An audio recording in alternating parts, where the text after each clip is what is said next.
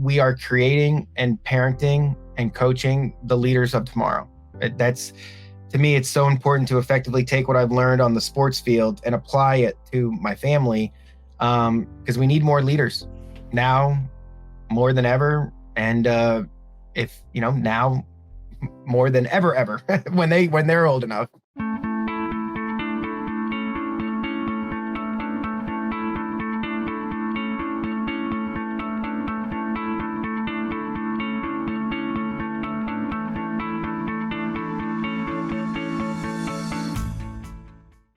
What is up, everybody? Ed Gow Jr. here from the Dad Central Show and Dad Central. And I didn't know if I'd even make it on today with what I went through. Had to switch computers, this, that, and the other thing, but we're here.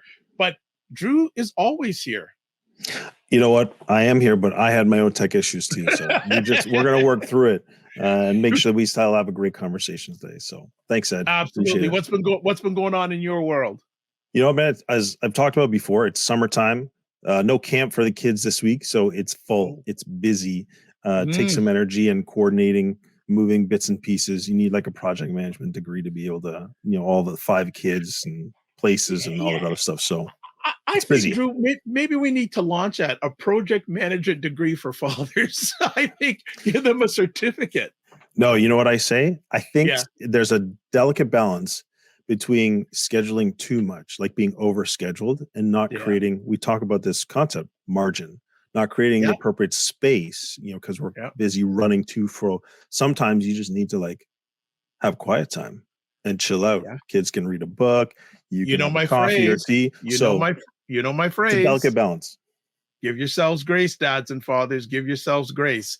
Yeah. So as we get ready in this conversation that we've found a way to make happen today, the Dad Central Show is sponsored by Dove Men Plus Care. Dove Men Plus Care believes that care is the best of a man, because when men care for themselves and others, there's a positive impact.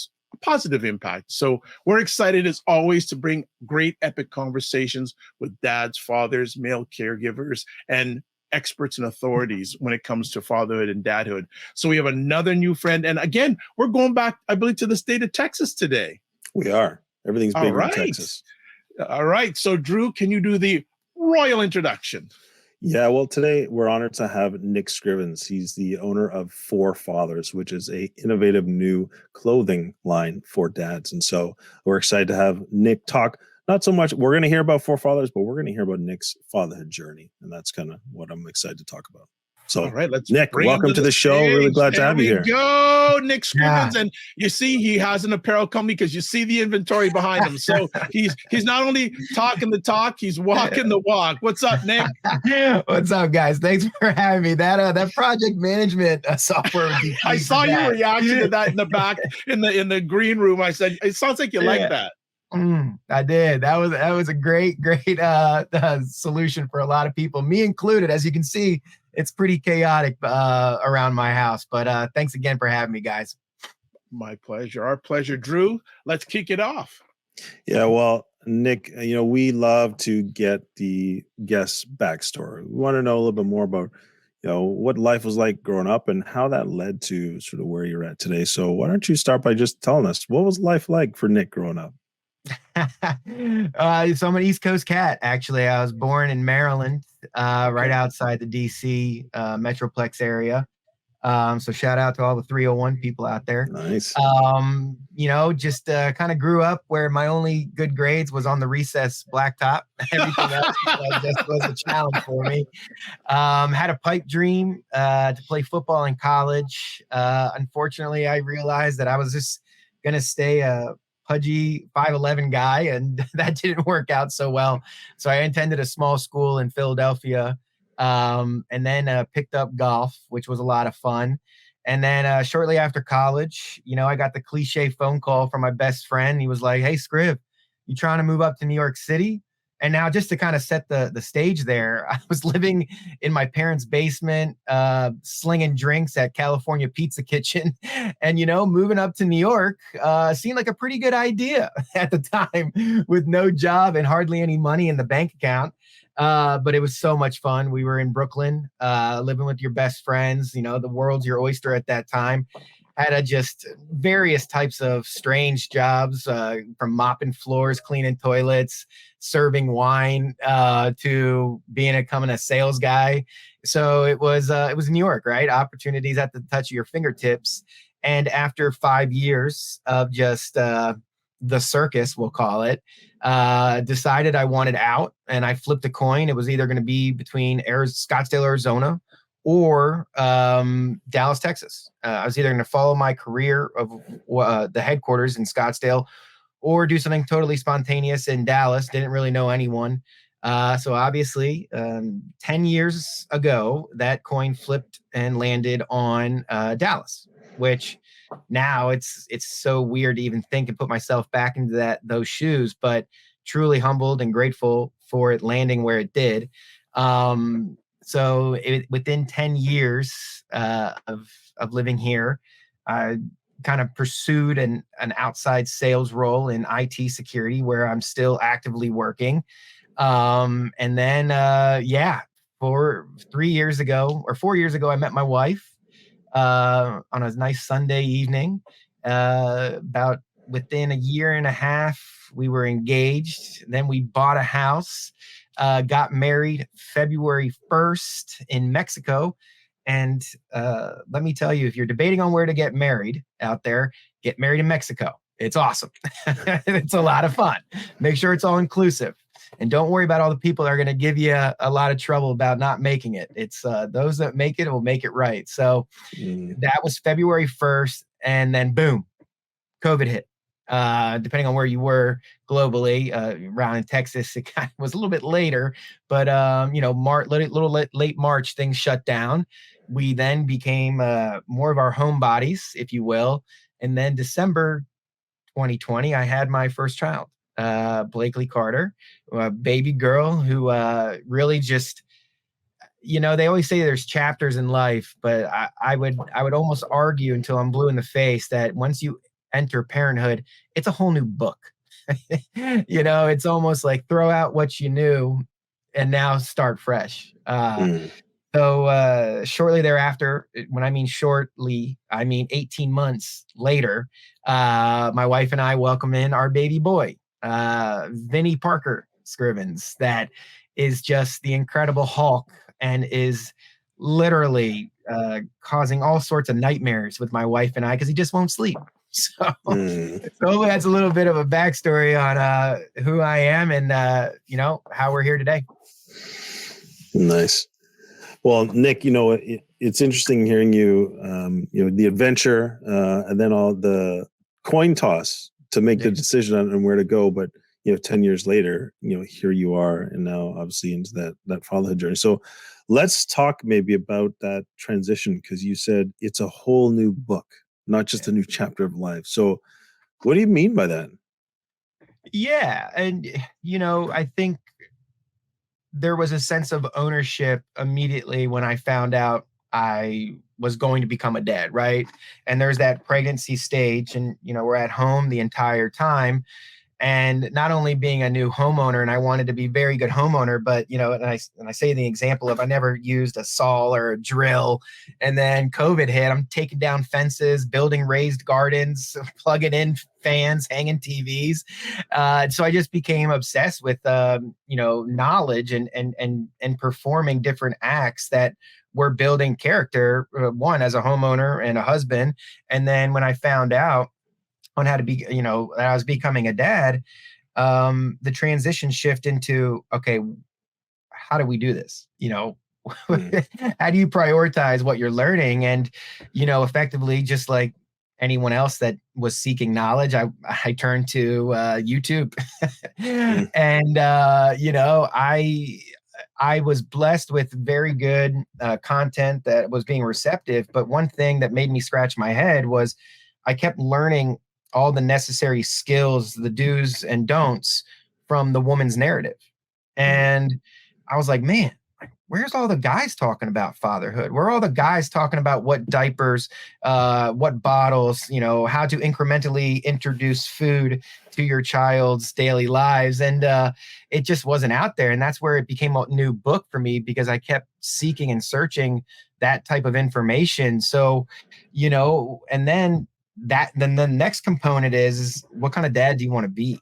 Because I do think there's different levels, and truly, I like to hang my hat on each and every day, because it is a clock in, but no clocking out kind of job, where you have to put yourself at the back of the train. And I do believe that by nature, human beings, we're selfish, right? We want nice things to always happen to us. And here, as a dad, we must prioritize our children first, to instill the appropriate virtues and values that we effectively believe will help them grow.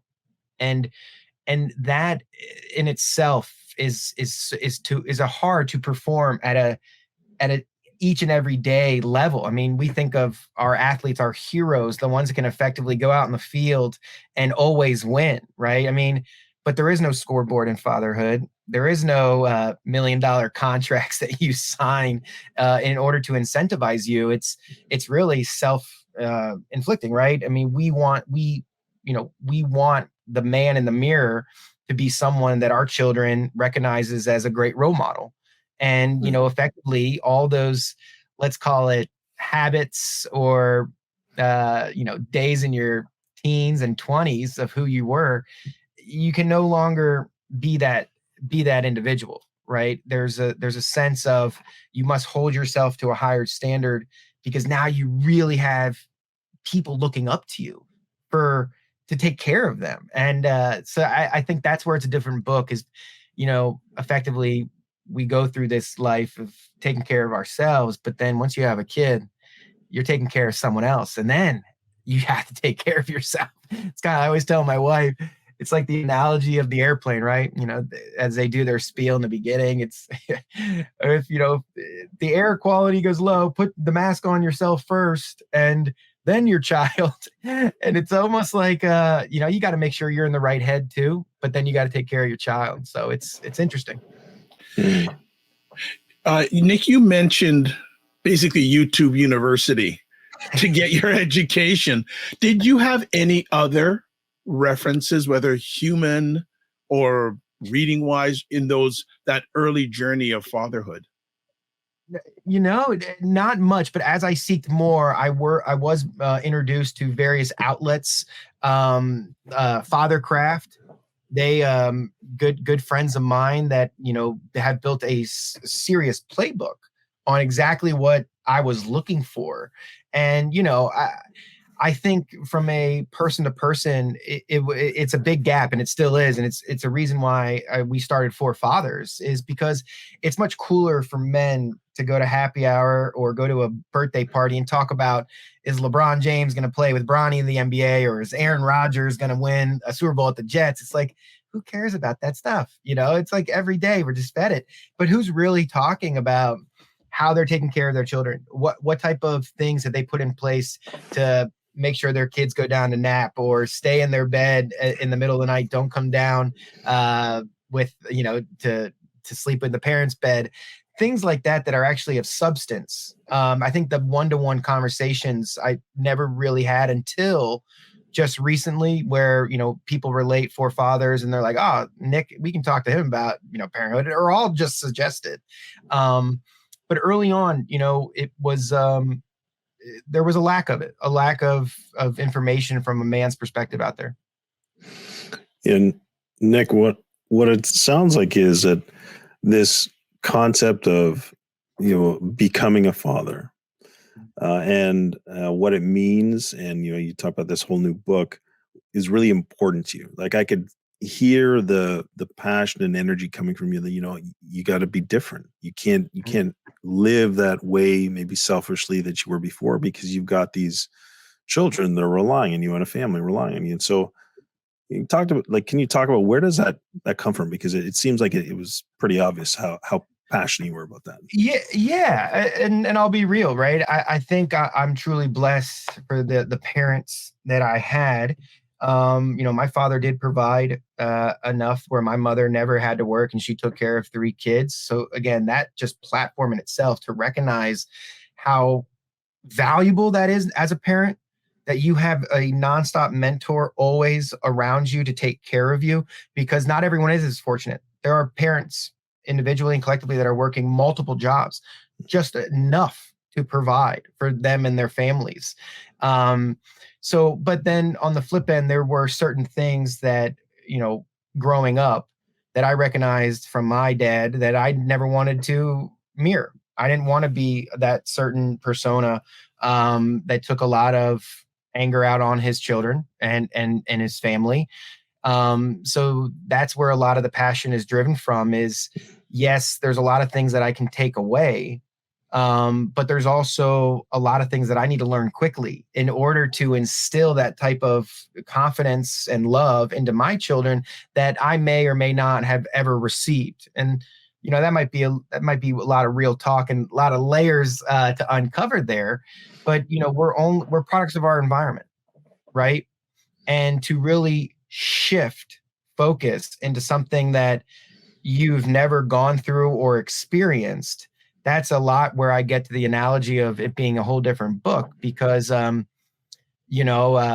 one of the reasons I was drawn and fell in love with my wife. Her family life growing up, it was a lot of hugs and kisses each and every day. Still is. They're remarkable in-laws, probably the best ever. But to not effectively seen a lot of emotion provided, was it the kisses or the hand holding or the hugging in my house? But, it just wasn't there. But I do know how important it is for my kids early on, from these 0 to 1, 1 to 2, 3 to 5, to feel like I'm always going to be for them emotionally. Just to kind of give perspective, my dad, he grew up a blue collar guy, right? He was the first to go to college in his family of 6. So he had a lot of baggage that he was, carrying himself. But ultimately, just to kind of be at home and seeing and playing with my children, I can almost see the gator skin kind of falling off, if you will, day in and day out, because of my availability to them to be emotional day in and day. Are you a dad who feels like you're juggling a million things at once? Balancing work, family, and personal goals can be overwhelming. But what if there was a solution? That's why we created our new fatherhood community called Dad Mentor. For over 20 years, Dad Central has built practical tools to help dads. We understand the challenges you face and provide the support you need to thrive. The biggest complaint we hear from dads is there's no dedicated support for their specific needs. But not anymore. Our new community, called Dad Mentor, is here to transform your fatherhood experience.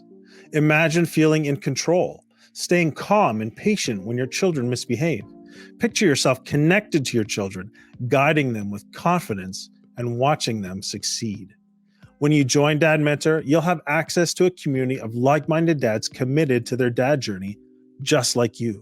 You'll also get the Dad's Roadmap. This is a step-by-step plan to help you go from unsure to unstoppable as a dad. Monthly masterclasses and Q&A sessions. You'll get answers and know exactly what to do straight from experts. Monthly group meetups that connect dads over common topics. A dad's resource library. Curated webinars, podcasts, or guides built by Dad Central to help you grow as a parent. And finally, you'll also get exclusive members-only offers and events. Now, many dads do try to do this fatherhood thing alone, only to find themselves trapped in frustration and strained relationships.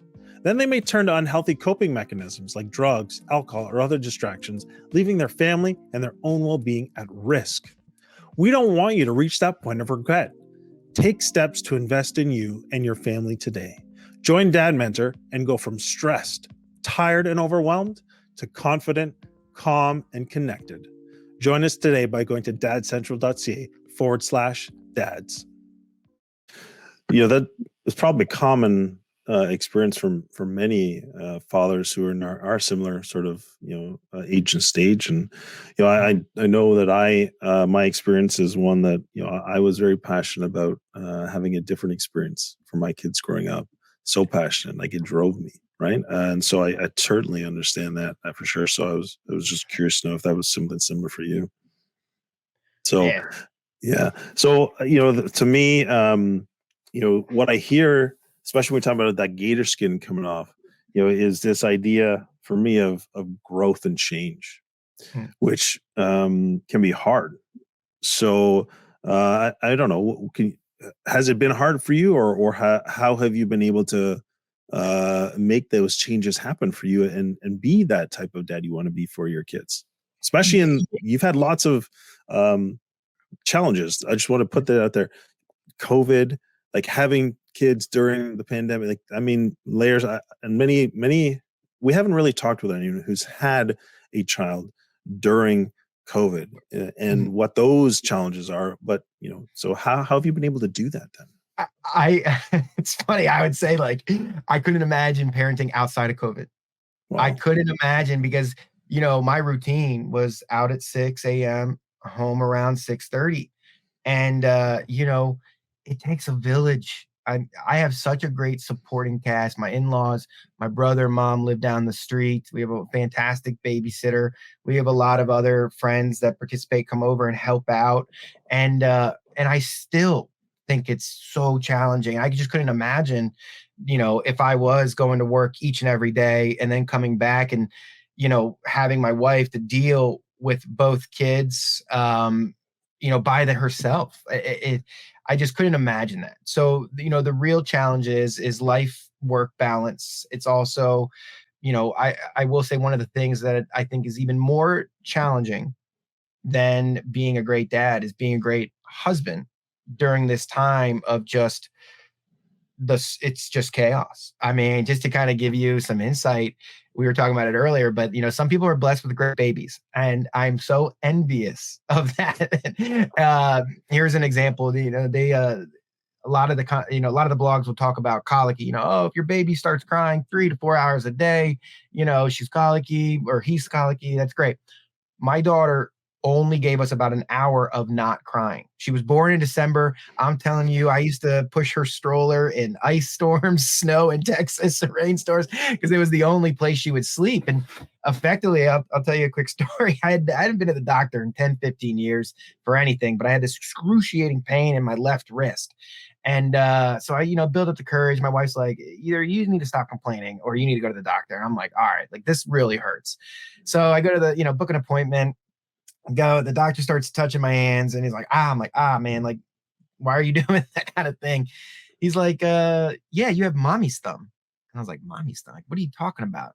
He goes, yeah. He goes, 99% of the 99% of the time we see this in women that just had kids. And she's like, did you just have a kid? I was like, well, I didn't. My wife did about 3-4 months ago. He's like, yeah, it's because you're holding her too much. I just immediately was drawn back. I was like, oh my goodness. But I mean, that was the reality. So then I eventually got surgery on this nerve because that was just, my introduction to fatherhood. And again, that's where the importance of people talking about fatherhood to me is the true passion, is because man, is you and your wife are thinking different things. Your wife may thinking that the disconnected from the child. It's hard to, relate at those times. Me being like, wow, like I'm dealing with work, all the outside noise, do I effectively giving enough time to my children? And that's where a lot of the challenges begin. Right. And that's where it's important for you and your wife to always be aligned on, the roles you play, the expectations and the goals you put in front of your family. And I think, we definitely had those conversations. I mean, they were hard because our baby girl was throwing us all sorts of curveballs. So then effectively she started hitting her groove around 8-10 months, which was really cool. And, bless my wife's soul, but having 2 kids under 2, and Drew, you're mentioning twins. I couldn't imagine it, but here my wife's body is changing through pregnancy, and then has the first child, and then immediately, 9 months later, we found out we were having another baby.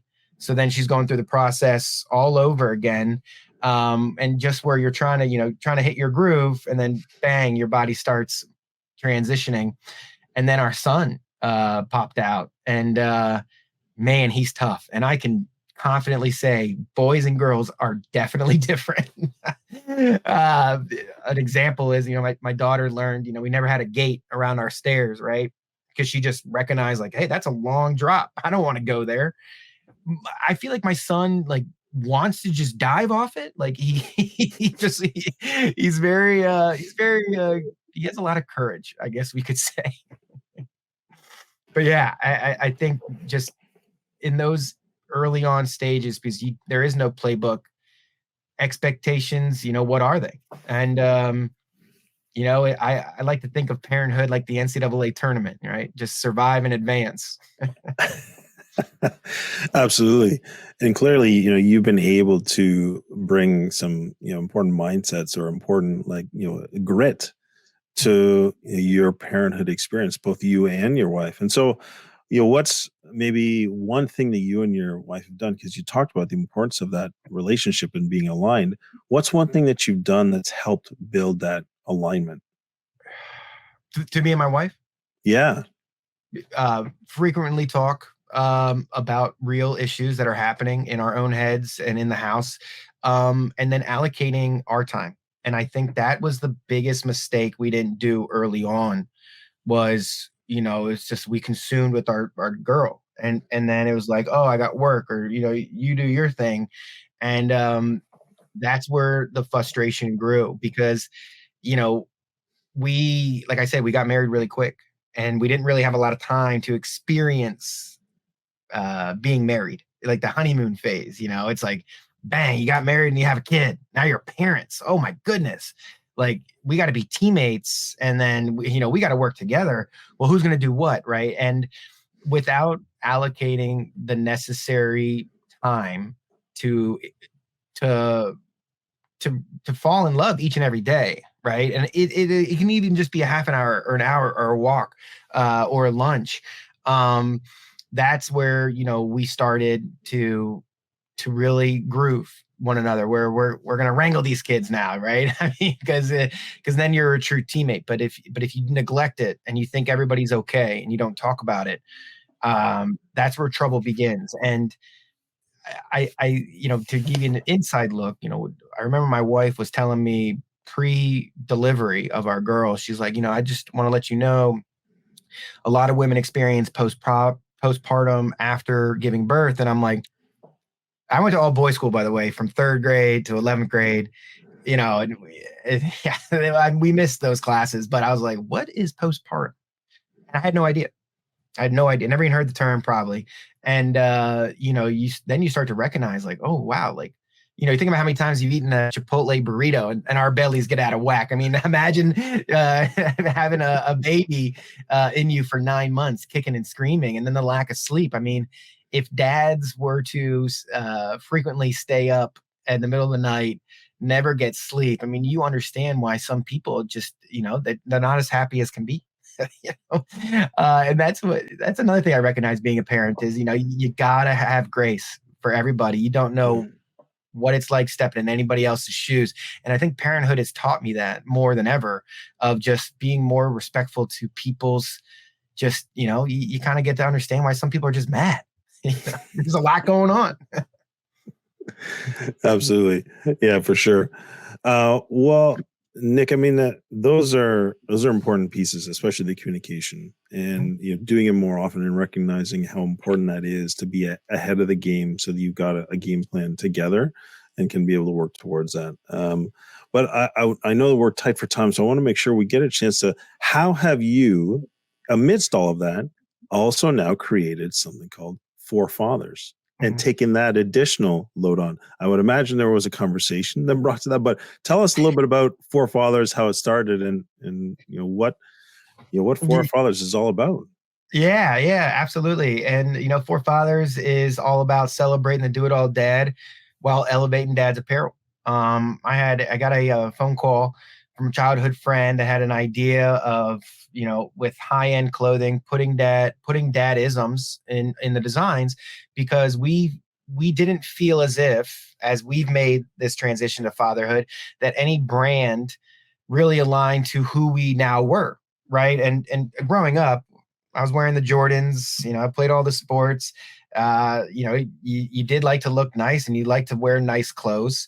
And we just didn't feel that it was no longer cool to keep making fun of how dads dress. I mean, everybody knows, like, the New Balances, the high white socks, the jean shorts, and like the cotton polos. Like, oh, that's a dad. It's like, no, like, I'm a It's dad. like the progressive guy. Yeah. Whatever.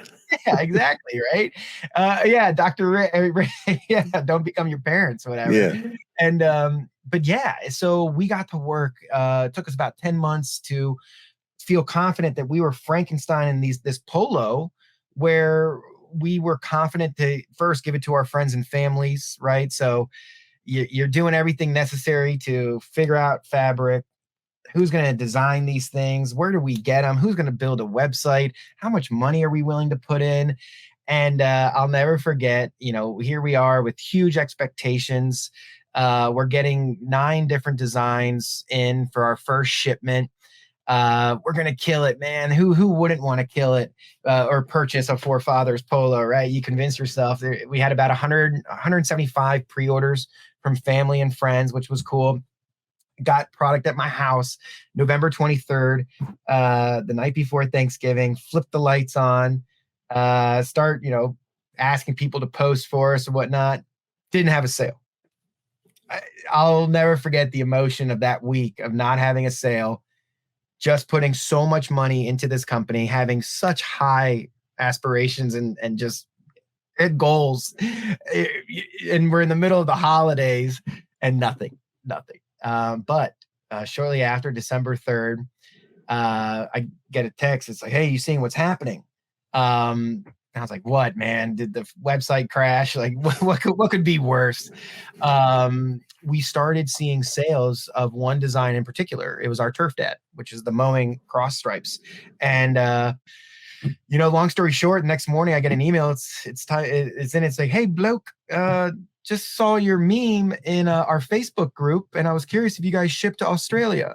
Mind you, at this time, I had not even shipped down the street. I was like, oh, but I'll figure it out. So what had happened, and the real explosion of the company, was our meme that we posted got circulated into various Facebook lawn groups, which are enormous, and also many different types. And so we took that framework and be like, yeah, like, we can make dadisms funny and appealing while just, disguising our polos in the meme. So, creating a list of about 300 different Facebook groups. I remember staying up late at night.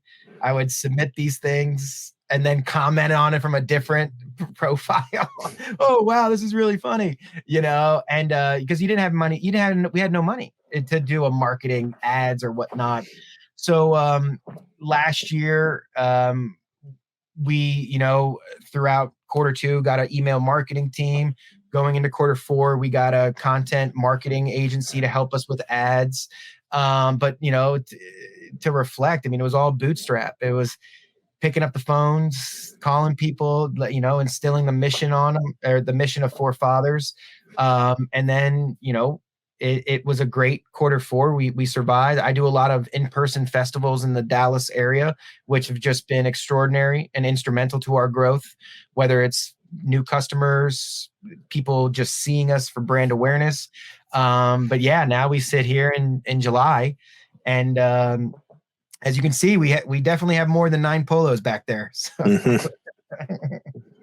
Nice. And so, that to me sounds like a full-time job in itself. Yeah, you were handling a family, 2 young kids, and other work on top of that. So what's your key for somebody who wants to say, hey, how do you survive that? How do you make it through that? What's your advice to anyone? A lot of whiskey. Make sure you have whiskey. And lots of it. Is that in one of your dad memes in your next polo? Yeah, not yet. We should though. But that's exactly it. And I think you need to be obsessed with something. And my obsession is to just be the best dad that I can be. And I truly mean that. I think, it is a cliche line, but yet if you believe it as much as that I do, it must be said, because it is chaotic. I mean, the amount of sacrifices that not just me, but my wife, we haven't been on a vacation since our wedding. My in-laws who take care of the kids when I'm at events, helping out as much, my brother helping me at events, my mom pitching in to do a lot of the babysitting. It is a lot. And sometimes you question if it's worth going further. And then you sit back, you take a deep breath. And, what I tend to do is like, well, it's kind of the analogy of what happens if you just took one more step further. Is that going to be your last step, or is that next one? So I think it's incrementally of just focusing on what's in front of you, and then the circle of influence. What can you truly control and what can't you control? So then prioritizing your day effectively, and being very good at smoke and mirrors in your real job. Pretending people that you make it until you make it, I guess. Being efficient. Yeah. I think the core, well, I appreciate that, and so I think the core is, be the best dad you can be, and make the most of what you've got. It's sort of right in front of you, so that's key. So why don't you tell our listeners, and where can they learn more about Fore Fathers and get one of those dadism shirts? Yeah. So, and again, my goal is to use clothing as the vehicle to build a community of moms and dads alike. That is my true passion. Sure, I want to make sales and grow our brand, but I want to build our community more effectively. And you go to Shop Fore Fathers on Instagram, shopforefathers.com on the website. And more importantly, on the main header, you'll see a section called the database. The database is one of my true focuses of the content necessary to learn how to be a dad, right? We have categories like DIY projects, barbecue projects, lawn, details. I also write diaries about, my journey of, what to expect and how people, tend to get through things. But yeah, that database is hopefully where people can funnel towards, because and contribute to. So you can find us there at shopforefathers.com, and then look at database. It's great. Ed, are you still here? I'm listening. I'm not interrupting. I know we're really hard on time, but a quick little conversation piece for you, Nick.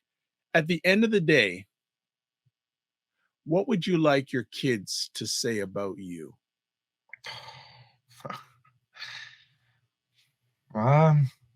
That's a real question. Well, you've been giving us real talk, so I came back with a real conversation. My dad instilled the necessary virtues and values to make a difference in this world. And hopefully they become better parents than I was, right? And I think that's the evolution of a true family, is that you continuously get better. It's hopefully they grow up and have a character that other people want to be around. And I think that's important, that we are creating and parenting and coaching the leaders of tomorrow. To me, it's so important to effectively take what I've learned on the sports field and apply it to my family, because we need more leaders now more than ever. And now more than ever when they're old enough. So well said. Nick, I just want to say thanks so much. And I am confident that when it's all said and done, that you're going to leave that legacy for your kids, and because you're living it out right now, being the best dad you can be. So thanks for inspiring us, and thanks for inspiring our listeners with just sharing your story. Appreciate it. Thanks for having me, guys. Truly appreciate it. Yeah, thanks. Remember, as always, give yourself grace, and don't just manage your time, manage your energy. Yeah. and not too much whiskey, okay? Have a good one. Take care. Absolutely.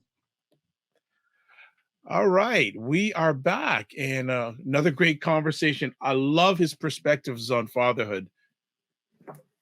Really, absolutely. do. Yeah, I think there's a book in the making. Nice. I was thinking about a book when I was seeing that and going, "There's a book here." Nick needs to write a book. But what did you get from that, Drew? Be the best dad you can be. I think that's for me the takeaway. For me, so many knowledge bombs, but I'd listened a lot. One of the things is when you're a dad, be honest with yourself. Be honest with yourself and be able to laugh at yourself. So I think those are two of the many big knowledge bombs I got from that. But hey, as always, we want to say thank you very much for everyone who's listening, watching. Always remember, the Dad Central Show is sponsored by Dublin Plus Care. Dublin Plus Care believes that care is the best of a man, because when men care for themselves and others, there's a positive impact. As always, if you want to listen. Hold on 1 second, Ed. I know we put it on the screen before, but I want to remind listeners, Nick has given us a special promotional offer. So using the code Dad Central, all one word, Dad Central, you can get 25% off at Fore Fathers. So remember, discount code Dad Central, all one word. You get 25% off at Fore Fathers. Shop forefathers.com. Wonderful. Good stuff. Again, if you want to listen to replays or watch the show, we're at dadcentral.ca/podcasts. Please email us. Tell us what you think. Give us suggestions. Give us tips in regards to fatherhood. Also, too, website address dadcentral.ca for piles of free resources. And also, too, remember to like our conversations on Apple Podcasts. Not only like, but write reviews. We appreciate that. We don't take it for granted. So as always, I just want to say, we like to say, remember to give yourself grace. Don't just manage your time, manage your energy, and we'll see you soon.